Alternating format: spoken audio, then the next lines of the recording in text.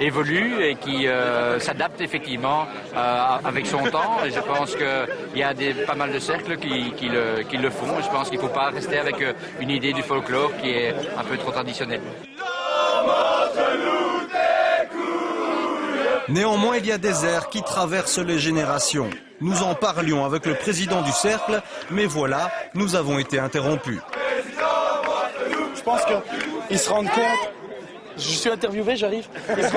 Non mais les flics font le tour du truc et toi tu cours tout nu juste le temps avec ta toge. Cédric l'avait promis un peu plus tôt, c'est apparemment un homme de parole qui ne recule jamais devant les traditions et qui s'offre un moment de fraîcheur sur la plus belle place du monde. Le temps de chanter puis de se rhabiller, on vous rassure, on reprend notre conversation sur le folklore uelbiste. Une fois que le baptême est fini, il y a beaucoup d'autres activités qui sont organisées. Il y a des TD, il y a des cantus, le festival de la chanson, des bals. Je dirais même qu'il y a des délégués de cercle qui ne sont pas baptisés. Ne pas être baptisé, ça n'empêche pas de s'impliquer dans le cercle. Car tous les polytechniciens, fidèles aux traditions, sont également de brillants chanteurs et de grands organisateurs.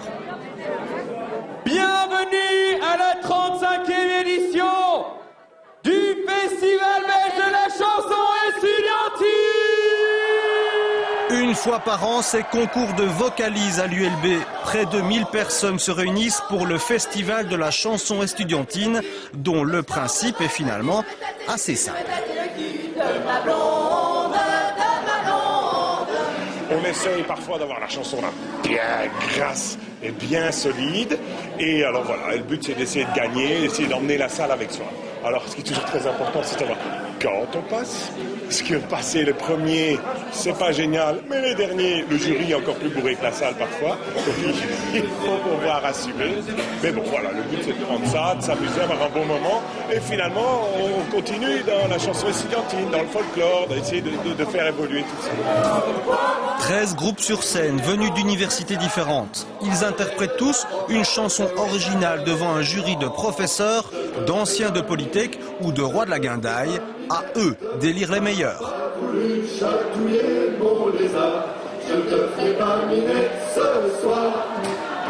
Alors ici au niveau du critère, c'est l'ambiance que les groupes vont mettre au niveau de la salle. C'est est-ce que la chanson pourra être reprise par la suite dans la Guindaille. Donc quelque part, est-ce que ça va être une chanson qui sera culte? Est-ce que c'est une chanson qui va effectivement pouvoir être entraînante une fois qu'on arrive en Guindaille? Et le vainqueur, c'est lui, le cercle de médecine. Attention, chastes oreilles, à nouveau s'abstenir.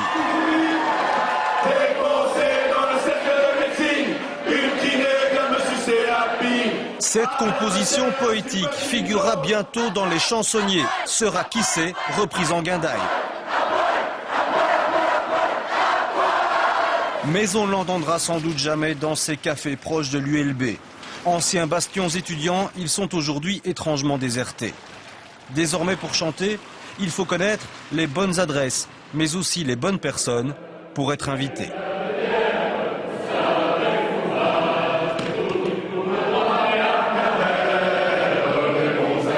Nous entrons dans le cercle des sciences, un des 2 derniers cercles à se trouver dans les bâtiments de l'ULB. Nous vous en avons parlé.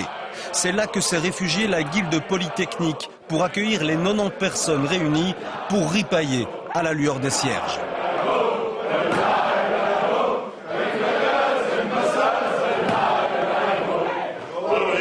Les guildes ont été créées au milieu des années 80 pour sauvegarder le folklore chantant qui avait tendance à disparaître.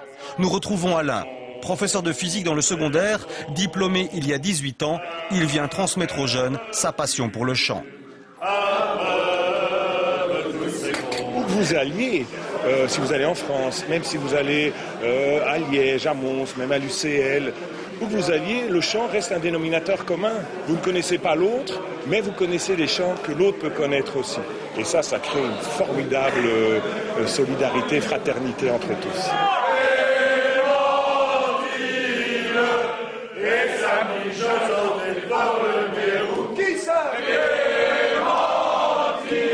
La nostalgie, elle est là quand on a encore toutes les lumières. Mais dès qu'on rentre dans l'activité, ça y est, c'est parti. On ne pense plus à ce qu'on a dit la semaine dernière ou ce qu'il y a eu il y a 10 ans ou 15 ans. On est à fond dedans et là, on est comme les autres.